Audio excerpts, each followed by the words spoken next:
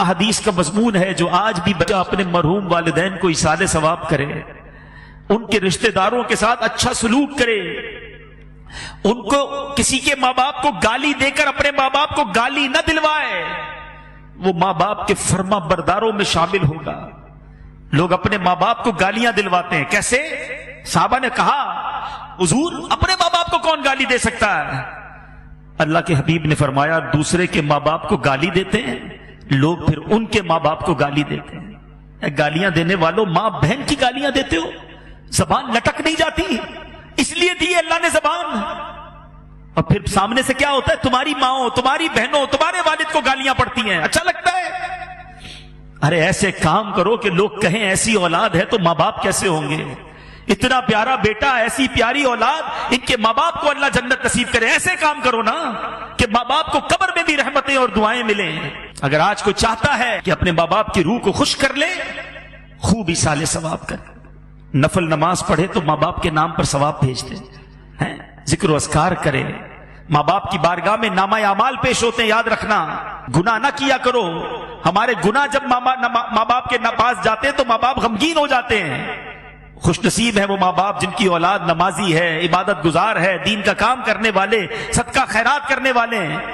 جب ان کے پاس بچوں کے اعمال جاتے ہیں تو قبر میں خوش ہو جاتے ہیں۔ ابھی بھی دکھ پہنچاتے ہیں ماں باپ کو۔ سوچے وہ بچے جو آج فلمیں، ڈرامے، گانے، باجے، شراب، جوا، حرام، بدکاریاں، بے حیائیاں، نامحرم لڑکوں کی دوستیاں، یہ ساری چیزیں ماں باپ کو جب قبر میں پہنچیں گی، زندگی میں بھی خدمت نہ کی اور مرنے کے بعد قبر میں بھی دکھی کیا۔ ارے انہیں راضی کرنا ہے تو ایسا کرو کہ روز ثواب پہنچے۔ میں مشورہ دیتا ہوں اللہ کی رحمت سے، جو بھی کہہ رہا ہوں یہ تحدیث نعمت اور جو بھی ہے یہ اپنی والدین ہی کی تربیت اور امیر اہل سنت کی تربیت کا صدقہ ہے۔ ہمارے پاس تو جو بھی ہے والدین کا ہے نا، یہ بھی ایک بات یاد رکھنا، جن کے ماں باپ حیات ہیں اور چلے جائیں، دونوں صورتوں میں ایک بات یاد رکھنا کہ آپ کے پاس اور میرے پاس جو کچھ ہے، پیسہ ہے، عزت ہے، شہرت ہے، مقام ہے، واٹ ایور، یہ سب کچھ ماں باپ کا ہے۔ کبھی ماں باپ کو یہ نہیں کہنا یہ میرا ہے، آپ کا ہے، میں نے کمائے ہیں، یہ میں نے گھر بنایا ہے، ابو آپ نے کیا دیا تھا؟ آپ تو غریب تھے، نوکری کرتے تھے، کاروبار میں نے کیا۔ اللہ اکبر! اگر یہی بچپن میں والد ہمیں ننگا روڈ پہ چھوڑ کے کہتا کپڑے خود لے کر آؤ، کدھر سے پہنتے لباس؟ ہم بغیر کپڑوں کے پیدا ہوئے، ماں باپ نے کپڑے پہنائے، ہمیں کھانا چاہیے تھا، نوالے کھلائے، چلنا نہیں آتا تھا، انگلی پکڑ کر چلایا، ارے استنجا نہیں کر سکتے تھے، ہمارے استنجا صاف کیے، ہم رات بھر روت کر ان کو جگاتے رہے، وہ جھولا دیتے رہے۔ سوچو نا، اچھا کہتے گھر دلا تو دیا، ملازم تو دے دیے، مہینے کے پیسے بھی تو بھجوا دیتا ہوں، اب اور کیا چاہیے؟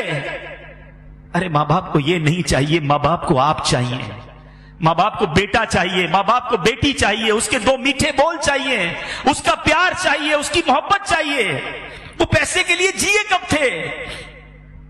اور اب اگر وہ چلے گئے نا تو یہ مت سمجھنا یہ پیسہ میرا ہے، خدا کی قسم، خدا کی قسم تمہارے پیسے کا نصیب ہے۔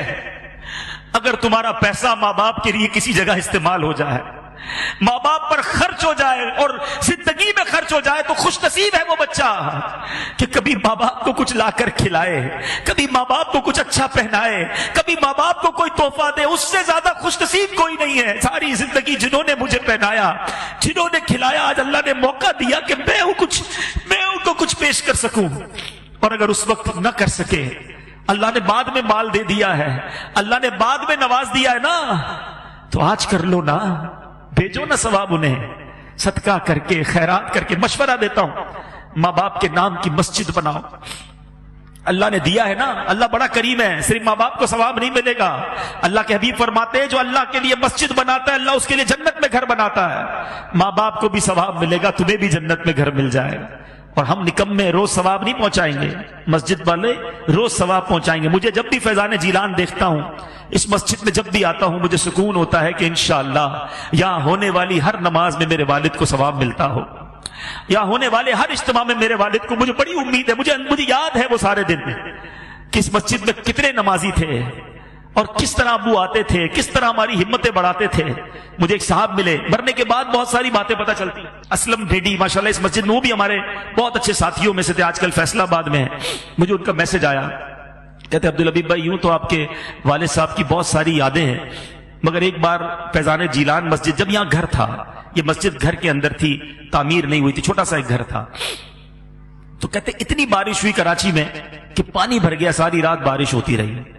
کہتے میں بڑی کوشش کر کے پانی میں سمجھ لیں گاڑی بھی میری ڈوبنے لگی، بڑی مشکل سے، گھر تھوڑا دور تھا ان کا، میں فجر کی نماز کے لیے یہاں پہنچا، میں تھا، میرا ایک بیٹا ساتھ تھا یا 2 بچے ساتھ تھے.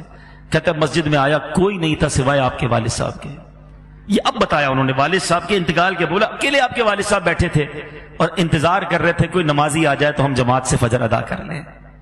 تو اللہ تعالیٰ ان کو جنت الفردوس میں اعلیٰ مقام عطا. ابو کی تو اب یادیں ہی رہ گئی، مگر اب میں یہ چاہتا ہوں، ہماری تو وہ دولت چلی گئی. جس کے پاس ہے قدر کر لو، دعائیں لے لو. صلو علی الحبیب صلی اللہ تعالی علی محمد. مجھے اپنی اور ساری دنیا کے لوگوں کی اصلاح کی کوشش کرنی ہے.